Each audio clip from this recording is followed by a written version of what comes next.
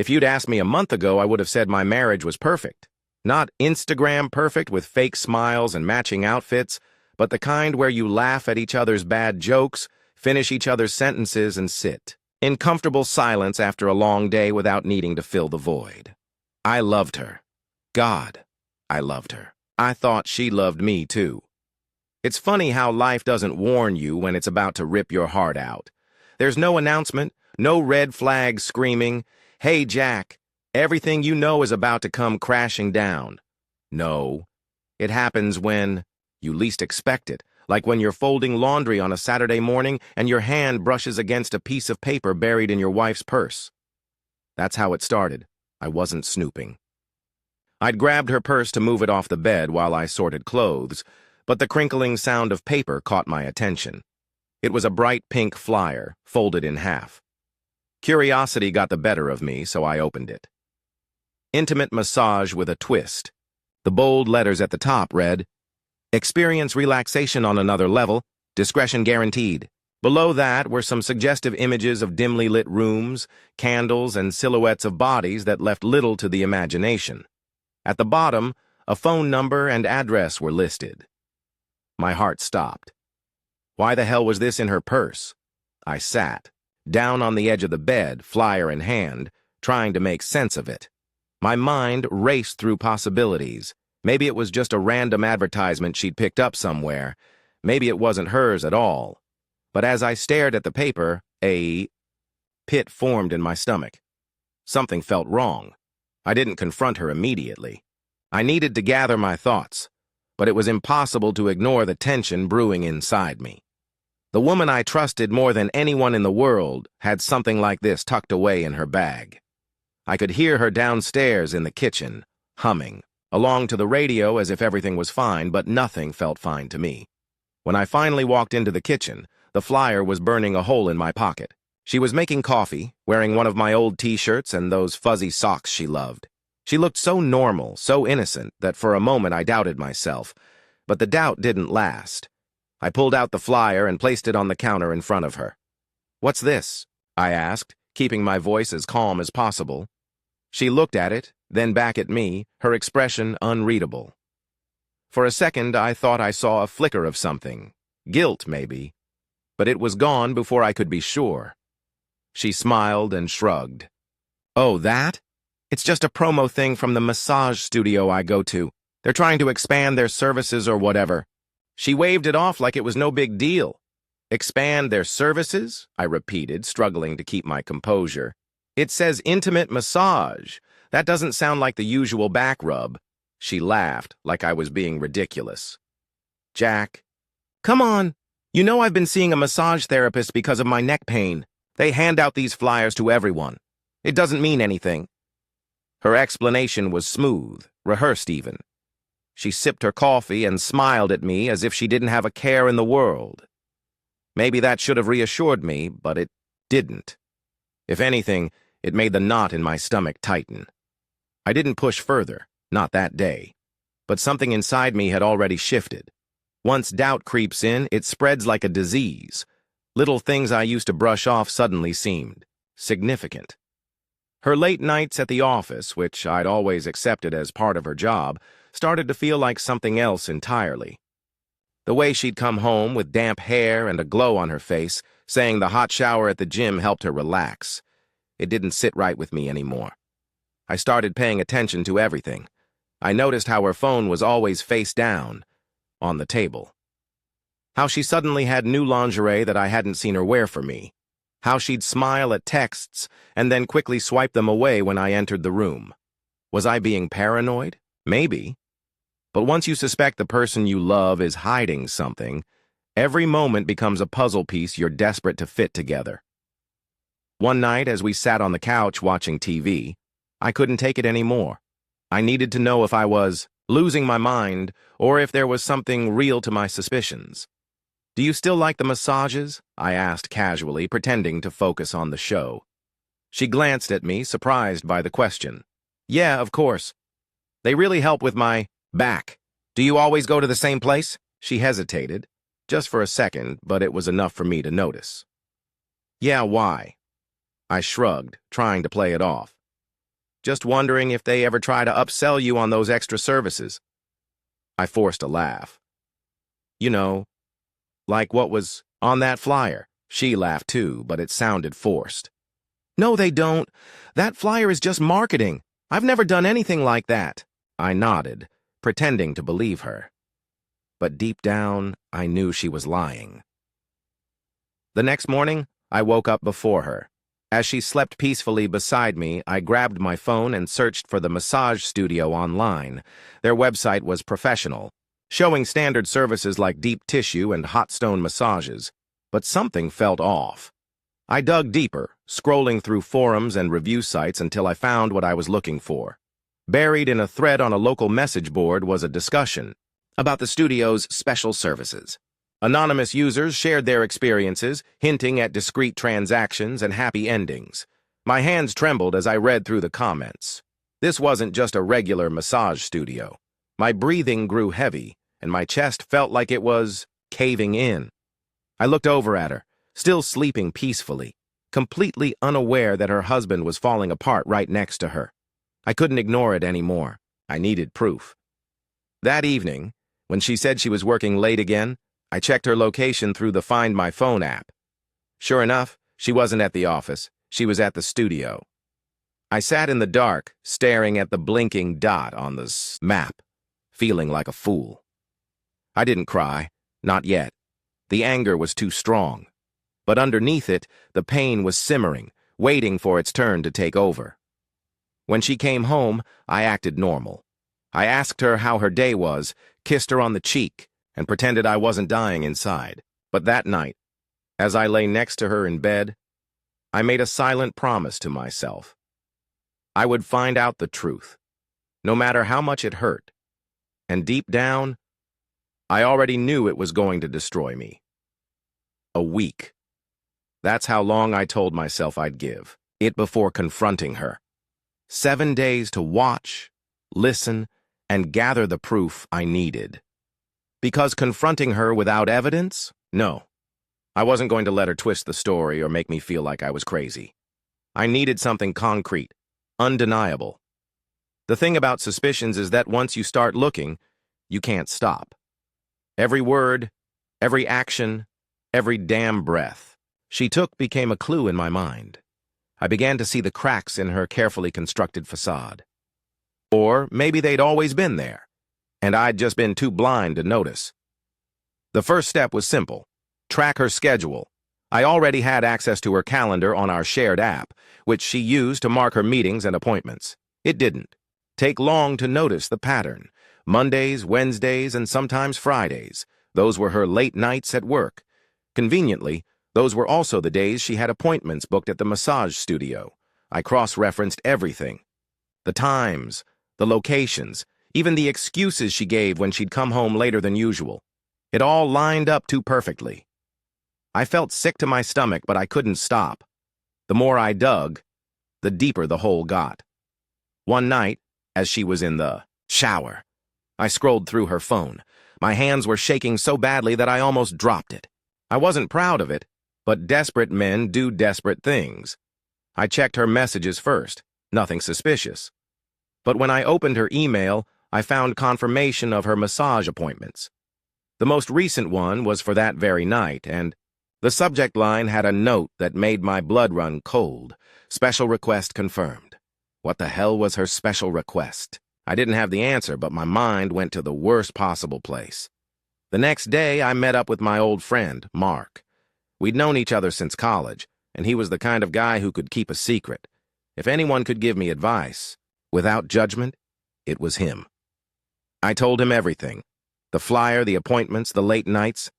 I could see the concern in his eyes as he listened, but he didn't interrupt. When I was done, he leaned back in his chair and let out a long breath. "Jack, man, you need to know for sure. You can't live like this, guessing and torturing yourself. Either hire a private investigator or follow her yourself." "I don't know if I can afford a PI, I admitted. "And even if I could, I don't think I want a stranger involved in my marriage." He nodded, understanding. "Then you follow her. But be ready for whatever you find. Because once you see it, you can't unsee it." I didn't need him to tell me that. I was already living with the weight of it. and I hadn't even seen anything yet. Wednesday night came faster than I expected. She kissed me goodbye, saying she'd be home late because of a meeting. I watched her leave, my heart pounding as if I were the one sneaking around. I waited 15 minutes before grabbing my car keys and heading out. The massage studio wasn't far, about a 10-minute drive from our house. I parked across the street, far enough that she wouldn't notice me, but close enough to see the entrance. The lights inside the building were dim, and through the frosted glass windows, I could see vague silhouettes moving. I recognized her instantly when she walked in. She wasn't wearing her usual office clothes. Instead, she had on a pair of fitted jeans and a blouse that showed just enough skin to make me wonder if she'd dressed for someone else. I sat there for what felt like an eternity. My thoughts spiraled, jumping from anger to despair and back again. What was she doing in there? Was she with someone? My grip on the steering wheel tightened until my knuckles turned white. After 2 hours, she finally came out.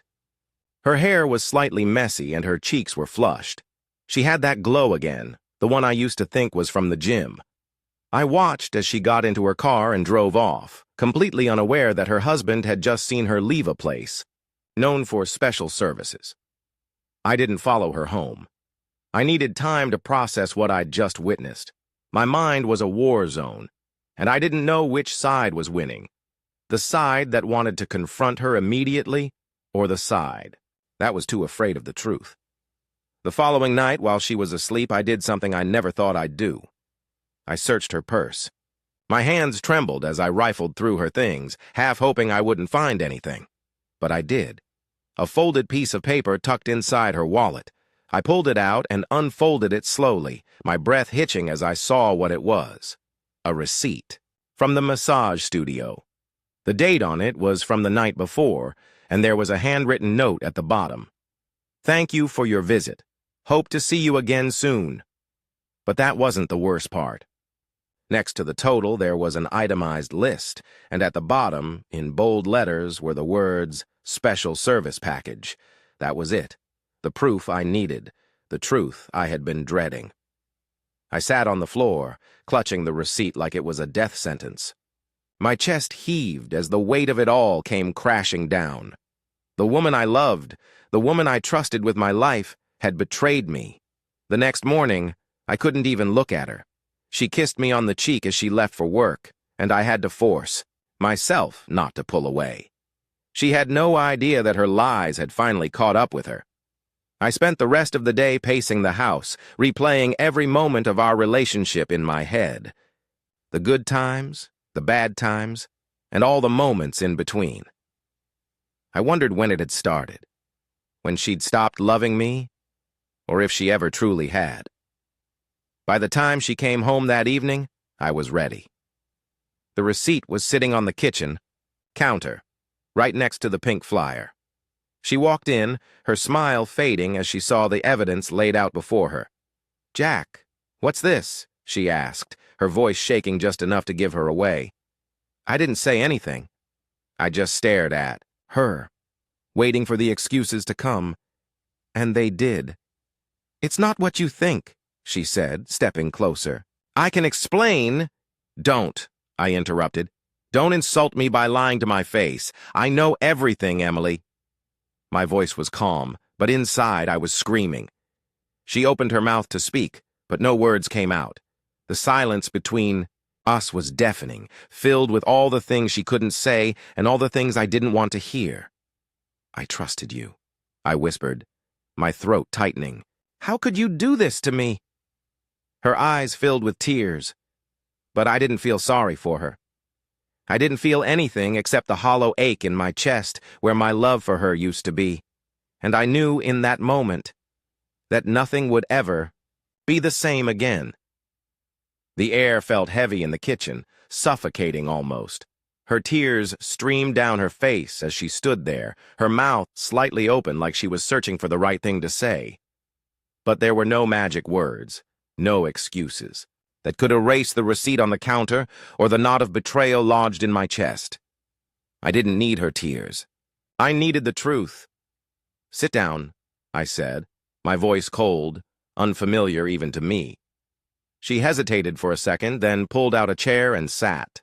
I stayed standing, towering over her like some kind of judge, ready to hand down a sentence. In my mind, I was already halfway out the door, but I needed closure. I needed her to confess every dirty secret she'd kept from me. How long? My voice came out quieter than I expected. She wiped her eyes with the back of her hand and took a shaky breath. Jack, please. How long, Emily? I repeated, louder this time. Her gaze dropped to the table. For a moment, the only sound in the room was the ticking of the clock on the wall. When she finally spoke, her voice was barely a whisper. 3 months. 3 months. 90 days of lies. 90 days of her sneaking off, pretending to work late, coming home and kissing me goodnight like nothing had happened. My hands clenched into fists at my sides as I tried to process it. Why? I asked, my voice cracking. Why him? Why? There? Her lip trembled, and for a second I thought she wouldn't answer. But then she did, and her words shattered what little hope I had left. It didn't start out like that, she said, her voice raw. At first it was just massages, normal ones. You know how much pain I was in, Jack. My neck, my back, it was unbearable. The sessions were helping, and then... She trailed, off, her fingers nervously tracing the edge of the table. And then what? I demanded. And then he made me feel something I hadn't felt in a long time, she admitted, tears streaming again. He made me feel wanted, desired, like I wasn't just a wife or an office worker or someone complaining about pain. All the time, he made me feel alive. I felt like I'd been punched in the gut. Was I that blind? Had I been so wrapped up in work, in life, that I hadn't seen how she was slipping away from me? So it's my fault? I asked, bitterness dripping from my words. No, she said quickly, shaking her head. It's not your fault. It's mine. I'm the one who made the choice. I'm the one who betrayed you. But Jack, I never meant for it to go this far. I didn't plan any of this. You didn't plan it, but you sure as hell let it happen. I shot back. Every time you left this house, you made a choice. Don't tell me it just happened. You had 1,000 chances to stop it, and you didn't. Her sobs grew louder, but I couldn't bring myself to comfort her. The sight of her crying used to break me. Now, it felt like a performance I wasn't buying into. There was one question left, the one that had been gnawing at me ever since I found the flyer. I wasn't sure I wanted the answer, but I needed it. Did you sleep with him? I asked, my voice barely above a whisper. Her body stiffened and her sobs stopped as if someone had hit pause. She looked up at me, her red, swollen eyes pleading silently. But I wasn't going to let her off the hook. Emily, did you sleep with him? I repeated, each word punctuated like a hammer striking a nail. She nodded slowly, her shoulders shaking. Yes, she whispered, as if saying it any louder would make it worse. The room tilted. My knees felt weak, but I forced myself to stay upright. I stared at her, the woman I'd spent years building a life with, the woman I thought I knew better than anyone. And just like that, she became a stranger. I didn't yell. I didn't throw anything. The anger was there, burning just beneath the surface, but it was the sadness that consumed me. I felt like I was drowning, sinking into a sea of memories that were now tainted by her betrayal. Every laugh, every kiss, every night we'd spent together. It was all poisoned. You destroyed us, I said, my voice hollow. For what? A few moments of feeling alive? We could have worked on it. We could have fixed it if you'd just told me how you felt. I know, she sobbed. I know I messed up. I hate myself for it, Jack. I don't want to lose you. Please, we can fix this. I'll do anything. I'll cut off all contact with him. I'll go to therapy. Just don't leave me. Her words hung in the air, but they felt meaningless. I wanted to believe her. Part of me wanted to grab her and tell her we'd get through this, but the damage was too deep. I couldn't see a way back. I don't think I can forgive you, I said, the words choking me as they came out. I don't think I even know who you are anymore. She reached for my hand, but I pulled away. Please, she begged, her voice cracking. Don't throw away everything we've built together. I love you, Jack. I still love you. I shook my head, tears streaming down. My face now, too. You loved me, but you loved him, too. Don't pretend you didn't. I spent the next few hours packing a bag. She followed me around the house, crying, begging me to stay, but I couldn't. Every time I looked at her, I saw her with him. I saw her choosing someone else over me. When I zipped up my suitcase and grabbed my car keys, she stood in the doorway, blocking my path. "Where are you going?" she asked, her voice small and desperate. "To Mark's," I replied. "Just for a while." "Is this it?" she whispered. "Is this how it ends?" I didn't answer. I couldn't. I pushed past her, walked to my car, and drove off without looking back. The first night at Mark's was hell. I lay on the couch, staring at the ceiling, replaying everything over and over. The images in my head wouldn't stop. Her, with him, laughing, touching, kissing. I wanted to scream, but instead, I buried my face in a pillow and let the tears come. The next day, Mark handed me a beer and sat beside me. "What's the plan, man?" he asked gently. "I don't know," I admitted. "I thought I knew everything about her. I thought we'd grow old together. Now, I don't even know who I am without her." "Take your time," he said. "Figure out what you want, but don't let her guilt drag you back into something you can't heal from." He was right. I couldn't heal from this. Not with her. The trust was gone, and without it, there was no foundation left to rebuild. A week later, I filed for divorce. I didn't tell her in person. I couldn't face her again. Instead, I sent the papers through a lawyer and blocked her number. It was the only way to protect myself from the part of me that still loved her. Some nights, I wonder if I could have done things differently. If I'd paid more attention, maybe I could have saved us before it was too late. But then I remember the receipt, the lies, and the way she looked at me when she admitted everything. In the end, she made her choice, and now I'm making mine. Typer, pain hasn't gone away. I still wake up expecting her to be next to me, and when I remember she's not, it feels like losing her all over again. But I'm learning to live with it, one day at a time. Betrayal changes you. It breaks you down and forces you to rebuild from the ground up. I don't know who I'll be when I come out on the other side of this, but I know one thing for sure. I'll never let anyone do this to me again.